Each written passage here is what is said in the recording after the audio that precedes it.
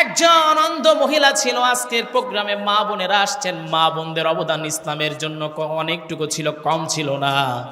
মা বোনদের অর্থ করিতে ইসলামটা পরিপূর্ণভাবে প্রতিষ্ঠিত হয়েছে। বিশেষ করে হযরতে খাদিজা রাদিয়াল্লাহু তাআলা আনহা, তার যত সম্পদ ছিল সব সম্পদ রাসূলের হাতে, আল্লাহর নবীর হাতে তুলে দিয়েছিলেন। আমার ভাইরা, আমার বন্ধুগণ, এই মহিলা তিনি দেরি করলেন না। তিনি যখন শুনলেন রাসূল দুনিয়া থেকে বিদায় হয়ে গেছেন, তিনি দেরি করেন নাই। তিনি চলে আসলেন আমার আপনার রাসূলের সঙ্গে দেখা করার জন্য। যখন তিনি রাসূলকে দেখার জন্য যাবেন, একজন ডেকে বলছে, তুমি কই যাচ্ছ আম্মারা? শোনো, তোমার স্বামী তো দুনিয়া থেকে উহুদের ময়দানে বিদায় হয়ে গেছে। তোমার স্বামী তো, তোমার সন্তানটা উহুদের ময়দানে শহীদ হয়ে গেছে। আর একজন ডেকে বলছে, তোমার ভাতিজা দুনিয়া থেকে বিদায় হয়ে গেছে। এই মহিলা ডেকে বলছেন, শোনো, কেন স্বামীর খবর দাও? স্বামীর খবর তো চাই নাই, আমি আমার সন্তানের খবর চাই নাই, আমি আমার ভাতিজার খবর চাই নাই। তোমরা একটু কেউ আমার কানের কাছে একটু সুসংবাদ দাও, আমার নবীজি কেমন আছে আমি জানতে চাই। এরপর তিনি যখন গেলেন আমার আপনার রাসূলের সামনে গিয়ে তিনি দাঁড়ালেন। আমার ভাইয়েরা, আমার বন্ধুগণ, তাহলে উহুদের দিনটা রাসূলের জন্য কতটুকু কণ্টকাকীর্ণ ছিল। আবার রাসূলের পালক পুত্র ছিল। আমি সংক্ষেপে কিন্তু সবগুলো বলছি। এই ইসলামী আন্দোলন করার জন্য, আল্লাহর জমিনে আল্লাহর দিন কায়েমের জন্য, আকিমুদ্দিন প্রতিষ্ঠিত করার জন্য রাসূল সাল্লাল্লাহু আলাইহি ওয়াসাল্লাম তিনি মুতার যুদ্ধে সাহাবায়ে কেরামকে পাঠিয়ে দিয়েছিলেন। তার মধ্যে রাসূলের একজন চাচা, রাসূলের একজন পালক পুত্র ছিল যার নাম ছিল যায়েদ। এই যায়েদ রাদিয়াল্লাহু তাআলা আনহু রাসূলের কাছ থেকে তিনি বিদায় নিলেন, নবীজি আমাকে বিদায় দিয়ে দেন। এরপরে জাফর বিন আবি তালিব তিনি পরিবারের কাছ থেকে বিদায় নিলেন। এইভাবে কি ওয়াজ করা?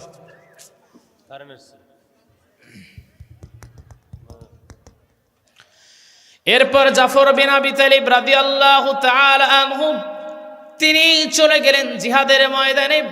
তার পূর্বে স্ত্রীর কাছে গিয়ে বলছেন, স্ত্রীরে শোনো, আমাকে তুমি বিদায় দিয়ে দাও, তোমার সঙ্গে আর দেখা হবে না, কারণ আমার সামনে সেনাপতি, আমার পিছনেও সেনাপতি। এই বলে তিনি রওনা দিলেন জিহাদের ময়দানের দিকে। যখন তিনি জিহাদের ময়দানের জন্য রওনা দিলেন, কিতাবের ভিতরে গতকাল রাতে আমি পড়তেছিলাম, আব্দুল্লাহ ইবনে রাওহা ৩ নম্বর সেনাপতি তিনি ছিলেন। এই আব্দুল্লাহ ইবনে রাওহা তিনি বলেন, প্রথম সেনাপতি যিনি ছিলেন হযরতে যায়েদ, তার 2টি হাত জমিন থেকে, তার হাত তার দেহ থেকে কেটে ফেলে দেওয়া হলো। তবুও তিনি ইসলামের ঝান্ডা, কালেমার ঝান্ডা তিনি ফেলে দিলেন না। এরপরে জাফর বিন আবি তালিব তিনি আবার কালেমার পতাকাকে উড্ডয়ন করে ফেললেন। তার 2টি হাত কেটে ফেলে দেওয়া হলো, তবুও তিনি বিচলিত হলেন না। অতঃপর তাকে শহীদ করে দেওয়া হলো। আব্দুল্লাহ বিন রাওহা তিনি ডেকে বলছেন, আমি যখন দেখতে পেলাম আমার সামনে গলা কাটা কবুতরের মতো হযরতে যায়েদ, হযরতে জাফর বিন আবি তালিব 2 জন শহীদ হয়ে সামনে পড়ে আছে, তখন আমার নফসটা আমাকে ধোঁকা দিতে লাগলো। নফস আমাকে ডেকে বলে, তুমি পালিয়ে যাও, এমন করে তোমাকেও বিদায় করে দেওয়া হবে। জাফর হযরত আব্দুল্লাহ বিন রাওহা তিনি ডেকে বলছেন, নফসকে তিনি ধিক্কার দিয়ে বলছেন, নফস রে শোনো, এই জিহাদের ময়দান থেকে যদি তুমি পালায়া যাও, তবু তোমাকে মৃত্যুর স্বাদ গ্রহণ করতে হবে। কিন্তু তুমি যদি আল্লাহর জমিন, আল্লাহর দিন কায়েমের জন্য তুমি যদি শহীদ হয়ে যাও, আল্লাহ রাব্বুল আলামিন তোমারে জান্নাত দিয়া দিবেন। এই জন্য আল্লাহ পাক বলছেন, ওয়ালা তাকুলু লিমান ইউকতালু ফি সাবিলিল্লাহি আমওয়াত বাল আহইয়াউ ইনদা রাব্বিহিম ইউরযাকুন। সবাই বলে আল্লাহু আকবার। আমার ভাইরা, আমার বন্ধুগণ, আল্লাহ পাক বলছেন, যারা আল্লাহর রাস্তায় যারা শহীদ হয় তাদেরকে মৃত বলো না, এরা আল্লাহর কাছ থেকে রিজিক প্রাপ্ত, রিজিক পায়। আমার ভাইরা, তার বাস্তব উদাহরণ যদি দেই, আমার একটা মায়ের খালাতো বোনের ছেলে ছিল যার নাম ছিল মাহফুজ। এই ছেলেটা 2013 সালে আল্লামা দেলাওয়ার হোসেন সাইদি রহমাতুল্লাহি আলাইহি ওই মানুষটাকে যখন দুনিয়া থেকে বিদায় করে দেওয়া হয়, ফাঁসির রায় হলো, অতঃপর যাবজ্জীবনের যখন রায় হলো, তখন আমার এই ভাই তিনিও গিয়েছিলেন মাঠে গিয়েছিলেন, আন্দোলনে গিয়েছিলেন। একজন মাজলুম আলেমের ফাঁসি তিনি মেনে নিতে পারে নাই, যাবজ্জীবন তিনি মেনে নিতে পারে নাই। অতঃপর এই জালিমদের সহকর্মী যে সকল ছিল তারা তাকে ধরেছিল। ধরার পর পিকআপ ভ্যানের উপরে তুলে ডেকে বলছে, শোনো তুমি কিসের জন্য এখানে আসছো? ছেলেটা ক্লাস 9-এ পড়তো। ডেকে বলছে, শোনো আমি কোনো কিছুর জন্য আসি নাই, এমনটা তোমরা ভাববা না, বরং আমি চাই আল্লামা দেলাওয়ার হোসেন সাইদি রহমাতুল্লাহি আলাইহি যেন মুক্তি পায়। এই জন্য আমি এসেছি, আমি ইসলামী আন্দোলন করি। ছেলেটাকে প্রথমে 5-7 জন মিলে বুট দিয়ে পাড়াইছে, পাড়ায় আধমরা করছে, অতঃপর তাকে গুলি করে এই ছেলেটাকে হত্যা করেছে। এই বিচার আপনি কেমন করে করবেন? 3-4 দিন, আজকে এই 2-3টা মাস হলো আলেমরা কথা বলে, তাতেই আপনাদের কান নাকি ঝালাপালা, এটাই তো শুনি। তাহলে 17 বছর আমরা কেমন করে অত্যাচারগুলো সহ্য করেছি বলেন? ওলামায়ে কেরাম মাঠে এসে কথা বলে, তাই আপনাদের বিরক্ত লাগে, খারাপ লাগে, আমাদের বিপক্ষে কেন বলে এটা বলেন? তাহলে 17 বছর কেমন অত্যাচার সহ্য করছি বলেন? আমার কাছে সবচেয়ে কষ্টের যে বিষয়টা ছিল, আল্লাহর কোরআনের কথাগুলো বলতে দেয় নাই। এইটা ছিল আবু জেহেলের খাসলত। আবু জেহেলরা বলেছিল, ওয়াকালাল্লাযীনা কাফারু লা তাসমাউ লিহাযাল কুরআন, কোরআনটাকে বন্ধ করে দাও, কারণ এই কোরআন যদি চলতে থাকে তাহলে যে আমরা যে রমরমা যে ব্যবসা করেছি, 2 নম্বর ব্যবসা, এই ক্ষমতা আমাদের থাকবে।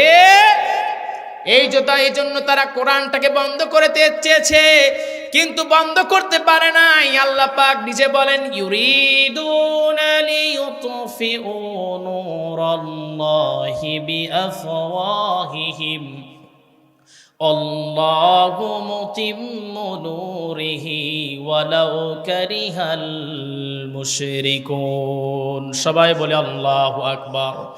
আমার ভাইরা, আমার বন্ধুগণ, মুশরিকরা অন্য জায়গা আছে, কাফিরুন, কাফের আর মুশরিকরা তারা চেয়েছিল যে কোরআনের আলোটাকে বন্ধ করে দিবে, কিন্তু আল্লাহু মুতিম্মু নূর, আল্লাহ পাক এই নূরটাকে প্রজ্বলিত করবেন, অতএব দুনিয়ার কেউ এই আলোটাকে নিভাতে পারবে। আমার ভাইরা, আমার বন্ধুগণ শোনেন,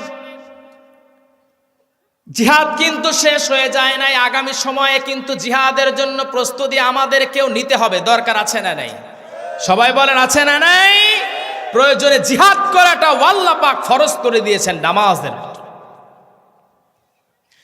আমার ভাইরা, আমার বন্ধুগণ, আল্লাহ রাব্বুল আলামিন রাসূলকে কেন পাঠালেন সেই সম্পর্কেও কিন্তু আল্লাহ পাক বলেছেন।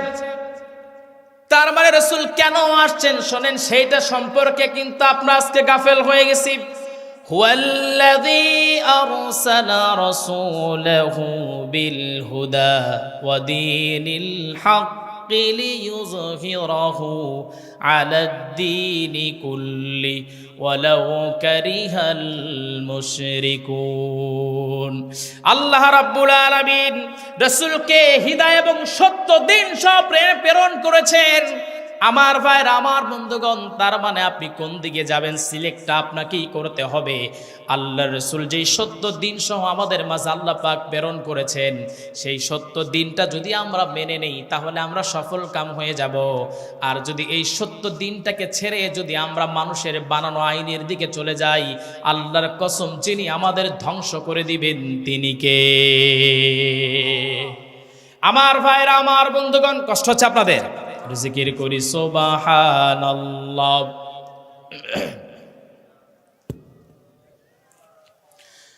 সুবহানাল্লাহ, আলহামদুলিল্লাহ, লা ইলাহা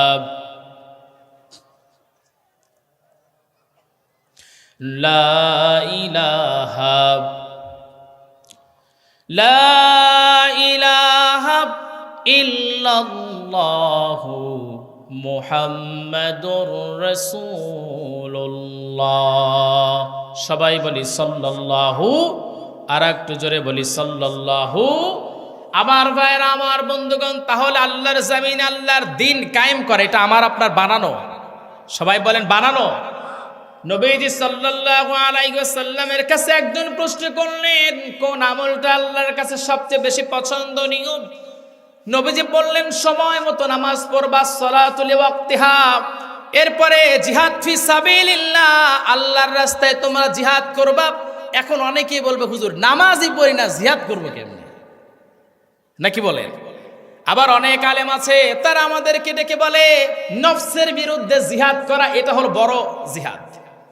হ্যাঁ, আপনি আপনার নফসের বিরুদ্ধে জিহাদ করবেন, এটা যেমন ঠিক, কিন্তু আল্লাহর জমিন, আল্লাহর দিন কায়েমের জন্য আপনাকে জিহাদ করতে হবে।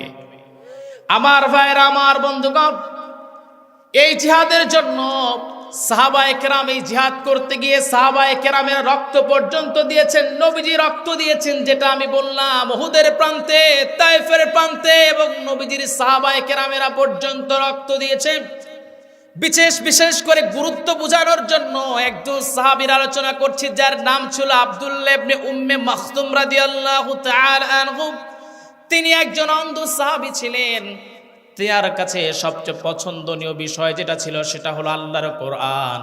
যখন নবীজি সাল্লাল্লাহু আলাইহি ওয়াসাল্লামের কাছে ওহী যখন নাজিল হতো, তখন তিনি আসতেন আর বলতেন, হে রাসূল, আপনার কাছে যে ওহী আসছে সেখান থেকে আমাকে কিছু শিখায়া দেন, যেটা আমি আমার জেহেনের ভিতরে তুলে নিতে পারি।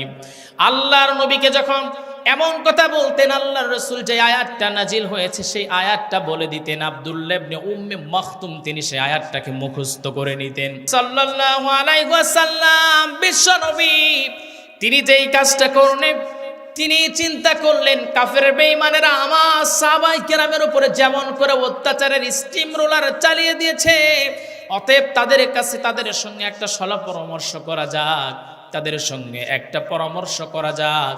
এই চিন্তা করে রাসূল যখন আবু জেহেল, উতবা, সায়বা, আবু সুফিয়ান, মুগীরা এদের সঙ্গে যখন আলোচনায় বসেছেন, ঠিক এমন সময় আব্দুল্লাহ ইবনে উম্মে মাখতুম রাদিয়াল্লাহু তাআলা আনহু তিনি চলে আসলেন আর ডেকে বলছেন, সালাম দিয়ে বলছেন, হে রাসূল, আল্লাহর পক্ষ থেকে যেটা নাজিল হয়েছে সেইটা আমাকে শোনায়া দেন। নবীজি সাল্লাল্লাহু আলাইহি ওয়াসাল্লাম রাগান্বিত হয়ে গেলেন, কারণ নবীজি ওই সময় মিটিংয়ে ছিলেন, কাফেরদের সঙ্গে রাসূল ব্যস্ত ছিলেন। ঠিক এমন সময় আল্লাহ পাক নাজিল করলেন একটা সূরা আবাসার 16টা আয়াত নাজিল করছেন এই আব্দুল্লাহ ইবনে উম্মে মাখতুমকে কেন্দ্র করে। সুবহানাল্লাহ বলতে পারেন নাই? আমার ভাইরা, আমার বন্ধুগণ, সংক্ষেপে আলোচনা করেছি, সময় সংকীর্ণ।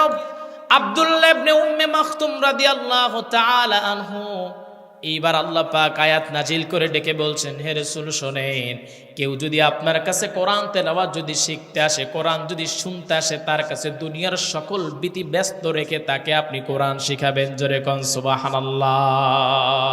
এই জন্য নবীজি সাল্লাল্লাহু আলাইহি ওয়াসাল্লাম ডেকে বলেন, খায়রুকুম মান তাআল্লামাল কুরআন ওয়া আল্লামা, তোমাদের মধ্যে ওই মানুষটা সর্বোত্তম যে কোরআন শেখে এবং অপরকে শেখায়। যাই হোক, আব্দুল্লাহ ইবনে উম্মে মাখতুম রাদিয়াল্লাহু তাআলা আনহু নবীজির সময় তিনি জিহাদের অনুমতি চেয়েছিলেন, কিন্তু জিহাদের জন্য তিনি অনুমতি পান নাই। আল্লাহর নবী মুহাম্মদ সাল্লাল্লাহু আলাইহি ওয়াসাল্লাম তাকে বলেছেন, তুমি অপারগ, তোমার শারীরিক ত্রুটি আছে, অতএব তোমার জন্য আল্লাহ পাক জিহাদ ফরজ করেন নাই। অতঃপর জিহাদের আয়াত যখন নাজিল হলো, যারা আল্লাহর জমিন, আল্লাহর দিন কায়েমের জন্য যারা জিহাদ করবে তারাই হলো জমিনের উপরে শ্রেষ্ঠ। এই আয়াতটা যখন নাজিল হয়ে গেল, আব্দুল্লাহ ইবনে উম্মে মাখতুম নবীজি সাল্লাল্লাহু আলাইহি ওয়াসাল্লামের কাছে গিয়ে ডেকে বলেন, নবীজি তাহলে আমাকে অনুমতি দিয়ে দেন, আমি সাধারণ অবস্থায় থাকতে চাই না, আল্লাহর জমিনে একজন শ্রেষ্ঠ মানুষ হতে চাই। নবীজি তাকে অনুমতি দিলেন না। তখন তিনি মনটা খারাপ করলেন। আল্লাহর রাসূলের সময়টা অতিবাহিত হয়ে গেল। হযরত আবু বকর রাদিয়াল্লাহু তাআলা আনহু তার সময়টা অতিবাহিত হয়ে গেল।